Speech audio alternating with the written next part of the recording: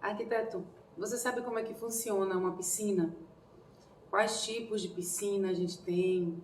Como é a estrutura para que ela funcione bem, para que não dê um vazamento, para que você não proponha algo que fique extremamente caro para o cliente? Quais são as opções que a gente tem para fazer com que essa piscina seja economicamente viável? Precisa realmente ser toda de concreto armado? Uma outra pergunta bem comum é: pode ser suspensa? Tem que ter a terra embaixo? Tem que estar confinada nas laterais? Então a gente vai responder esse tipo de pergunta aqui nesse vídeo apenas sobre piscinas. Então, o que a piscina é? Ela é um reservatório de água. Então, o mesmo conceito que a gente aplica numa piscina, a gente aplica quando está calculando um reservatório.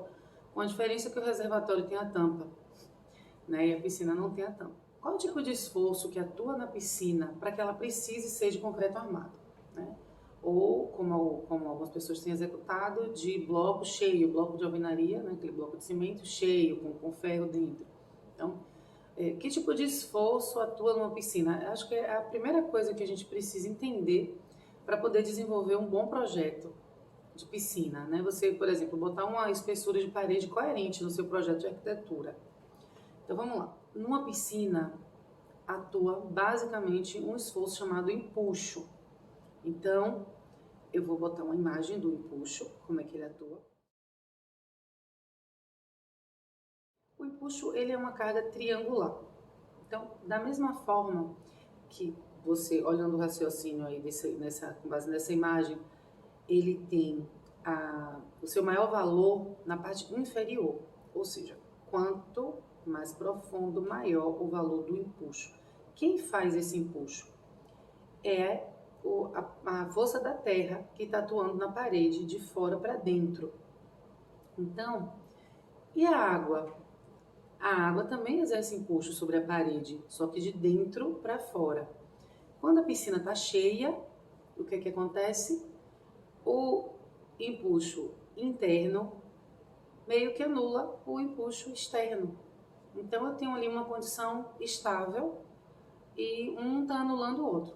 Por isso que muitas vezes tem piscina que dá vazamento ou que tem qualquer tipo de problema estrutural, justamente depois que a pessoa encheu, quando ela vai esvaziar a piscina, que somente o empuxo externo está atuando, é que a parede não resiste muitas vezes, porque não foi uma parede que foi calculada. Então, simplesmente, tipo assim, é assim que se faz, ou bota um ferro de 8, ou bota, sei lá, ou então faz de bloco, né? Aí constrói ela toda, aí coloca a terra, enche, ali naquele primeiro momento tudo deu certo, de repente precisou esvaziar a piscina, puf! Por quê?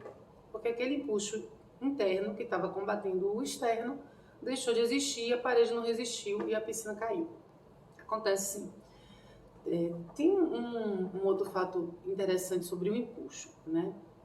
Que como o valor do empuxo maior é na base, a gente pode fazer uma redução da armadura na medida que a gente vai subindo a parede. Então eu posso ter uma armadura maior na parte de baixo para resistir ao esforço, e depois, na medida que a parede vai subindo, a gente vai reduzindo a armadura. A gente pode começando a trabalhar com um ferro, tipo ferro 10, e chegar aqui em cima dá com ferro 6.3.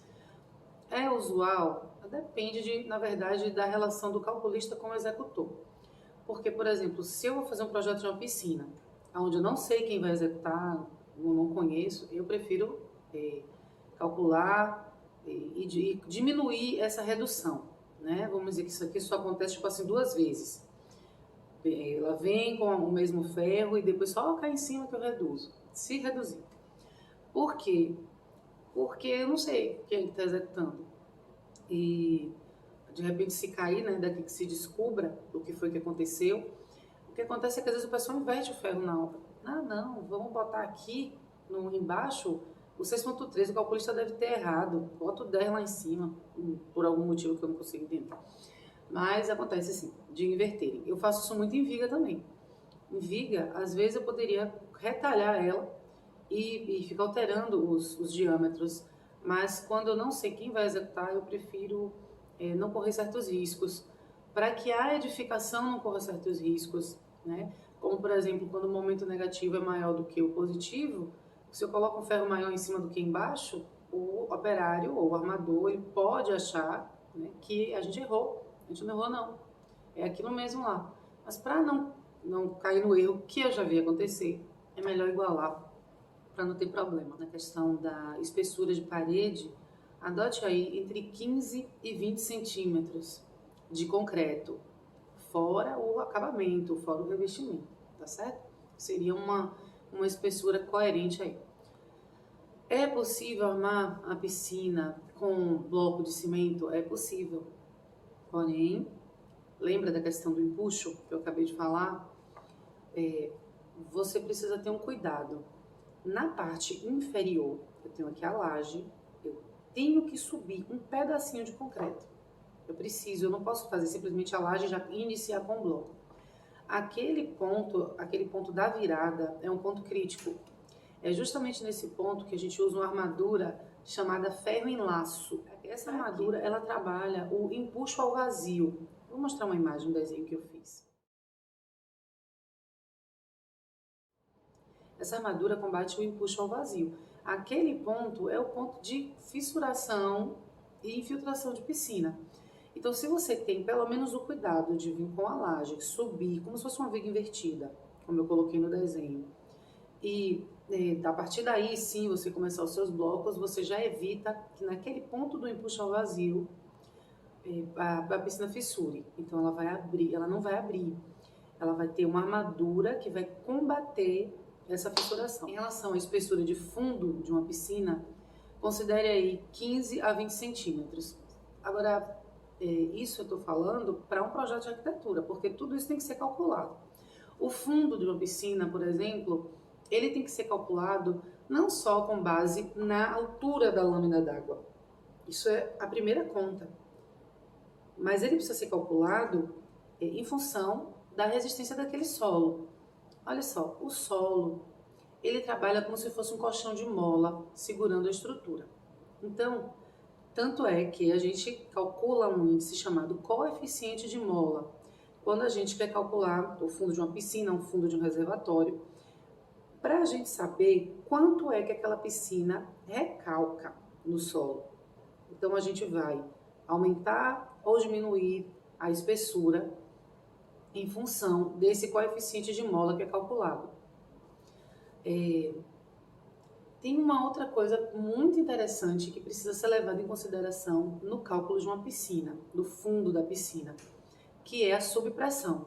Então, a gente tem a pressão, que todo aquele peso da piscina e o peso da água vai exercer sobre o solo, e a gente tem uma coisa chamada subpressão. O que é isso?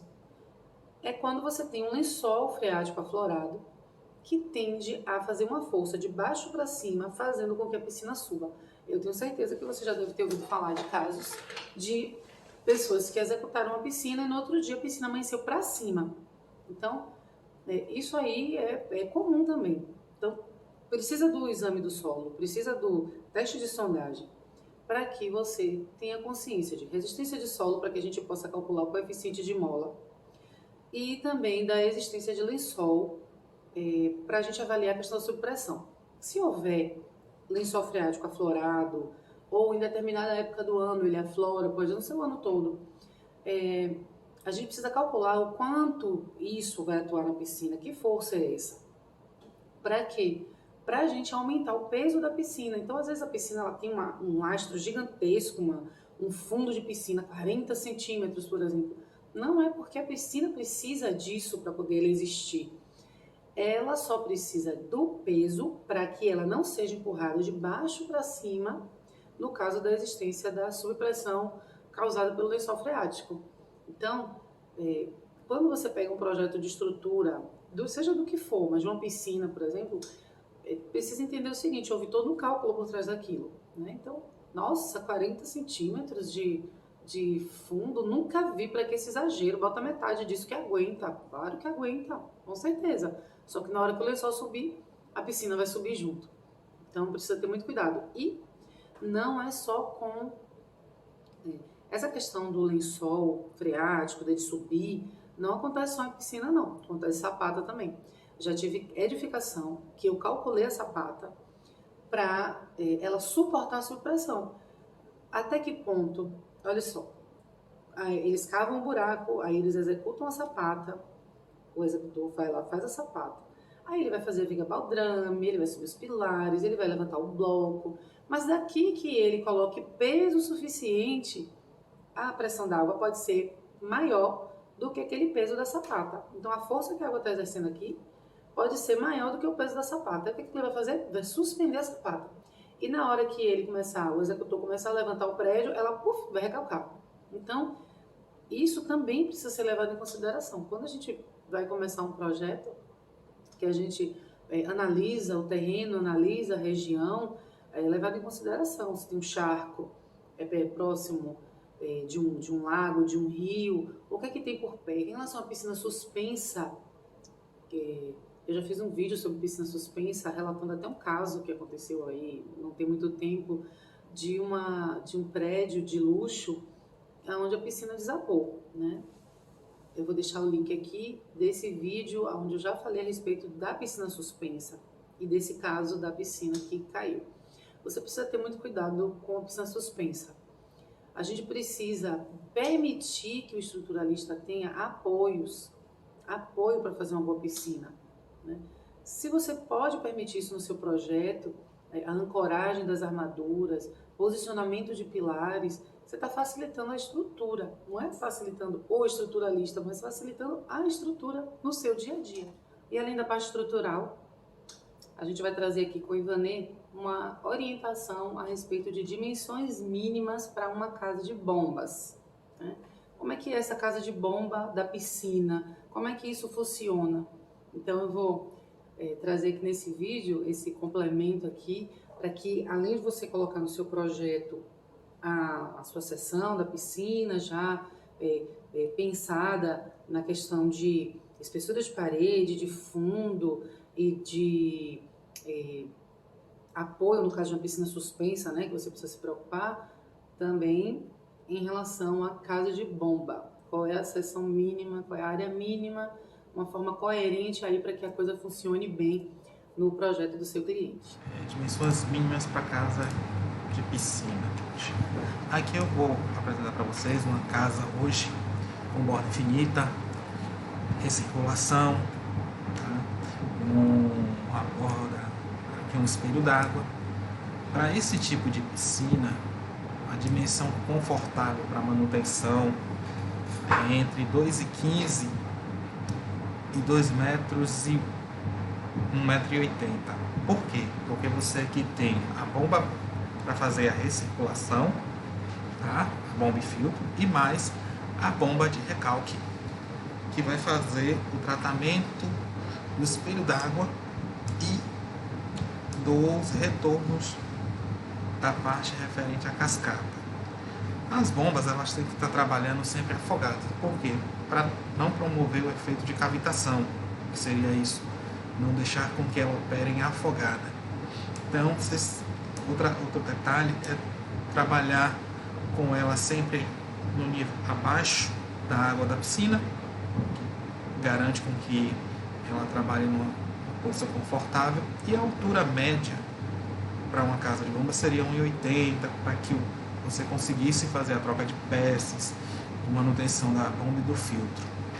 Outra dimensão que eu gosto muito de estar trabalhando, quando eu tenho piscinas pequenas, onde eu só vou ter mesmo a parte de recirculação, é trabalhar com o tamanho de 1,5 por 1,5. Também sempre visando essa questão da visita, operabilidade do sistema para manutenção. Uma piscina com parede de vidro, você já viu? Eu já fiz duas, são lindas, mas é toda uma engenharia por trás daquilo. O vidro, ele também é calculado. Pois é, para poder resistir ao empuxo. Então não é qualquer espessura, não é qualquer vidro, não é vidro comum, não é vidro temperado, vidro de janela, vidro de fachada, não é. É um pouco diferente o sistema. Então eu trouxe aqui algumas fotos da execução de uma piscina com a parede de vidro.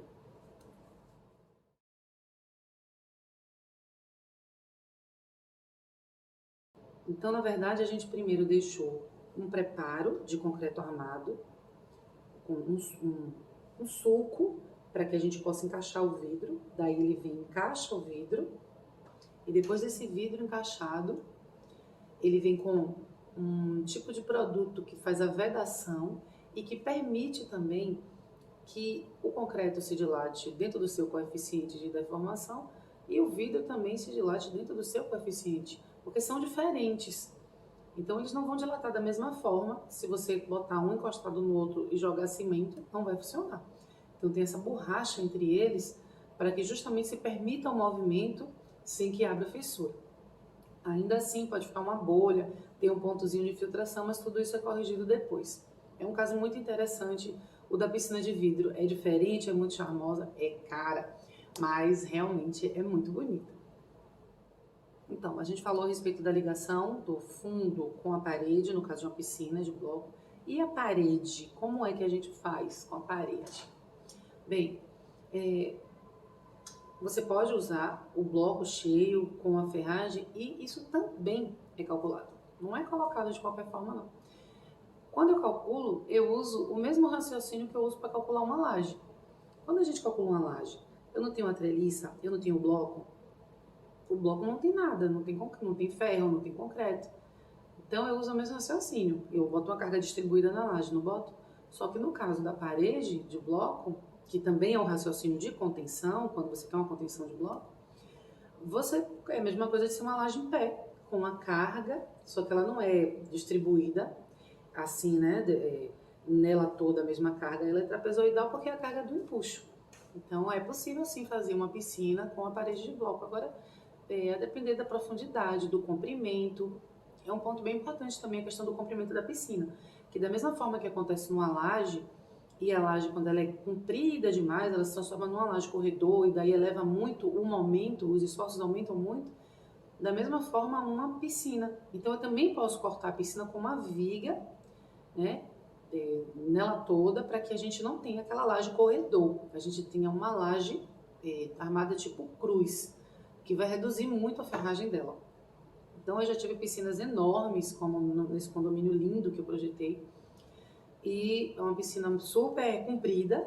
Por exemplo, você vai projetar uma raia, como é que vai fazer? Vai ter uma laje corredor, onde vai ter uma ferragem gigantesca? Não, a gente vai seccionando aquela laje de fundo com várias vigas, para que ela se transforme numa laje armada em cruz. Laje armada em cruz, que é aquela onde um comprimento é maior do que a metade do outro, ela gasta menos ferro do que uma laje armada em cruz. Ela gasta menos ferro do que uma laje armada como corredor. Um corredor eu tenho em uma direção um momento muito grande, então eu vou ter uma ferragem muito grande com aquela laje. Então a gente secciona com uma viga, vai gastar menos ferro. Que é o projeto de uma piscina cheia de desníveis, uma piscina para um condomínio, tá vendo? Com vários desníveis.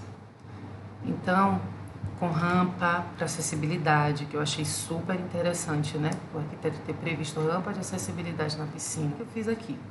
Armei parede por parede. Tá vendo? Aqui, por exemplo, é uma das paredes da piscina. A armadura lateral, a armadura superior e inferior. Então, uma parede de concreto, né? Uma estrutura de concreto. Deixa eu ver aqui. Além de colocar o ferro-enlaço, lembra que eu falei que tem um empuxo ao vazio? O que é um empuxo ao vazio? É uma força que atua nessa direção, daqui para cá, tendendo a puxar a armadura nessa direção. Por isso aqui é um ponto de fragilidade. Então a gente coloca no encontro da parede com o fundo esse ferro que é o ferro-enlaço. Esse aqui, tá vendo? Armado dessa forma. Bem, só que além do ferro-enlaço, eu coloco, amarrando as paredes, essa outra armadura, por entender que também acontece o empuxo ao vazio na ligação das paredes. Então, eu também coloco o ferro-enlaço na horizontal, ligando as paredes. Isso não é possível na parede de bloco, na piscina de bloco. Então, numa piscina de bloco, você não vai ter esse ferro. Você consegue ter esse aqui, porque, conforme eu já disse, o ideal é que você venha, se você vai ter uma parede de bloco, o fundo, Aí você vai ter tipo uma viga invertida mais ou menos até aqui, e daí para cima a parede de bloco com a armadura que parte daqui de baixo até lá em cima, para você ter a continuidade da ligação. Mas na parede de bloco você não consegue ter esse ferro enlace na horizontal, então pode ser que vire um ponto de fragilidade e você tenha algum tipo de infiltração aqui nesses cantinhos, tá? Aqui é a piscina vista em planta. Aqui foi a armadura de fundo dessas piscinas, para aqui. Então, aqui foi um projeto de uma piscina muito simplesinha, quer dizer, muito cheia de detalhe pelo fato de ser esse sobe e desce aqui sem fim, porém é simples de armar, não teve nada demais. Eu acho muito mais complicada a análise de uma piscina de piscina suspensa, né? Como eu já mostrei no outro vídeo. Aqui foi a piscina modelada aqui no programa de cálculo que eu uso, chamado TQS. Foi a modelagem dela, né? Que a gente bota uns pilares fictícios, que na cabecinha do TQS não existe viga assim, pilar, mas foi só para simular a parede. Aí eu coloco esse amarelinho que você tá vendo aí. E a laje, como eu falei para vocês, a laje, ela, a gente tem que lançar o coeficiente de mola. Opa.